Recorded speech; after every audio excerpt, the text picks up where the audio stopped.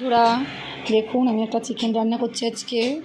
ঘরোয়া এমনি ম্যারিনেট করে রেখেছি, আদা রসুন পেঁয়াজ টমেটো পেস্ট করে টক দই দিয়ে এগুলো মাখিয়ে রেখে দিলাম।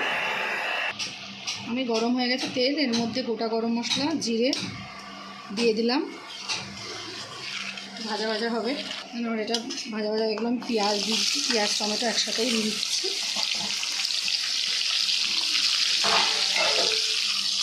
এটা একটু লালচে লালচে ভেজে নেবো আমি। দেখুন লাল লাল হয়ে গেছে।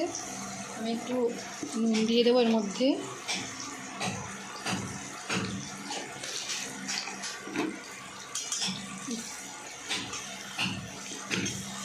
দু চারদানা চিনি স্বাদ মতন।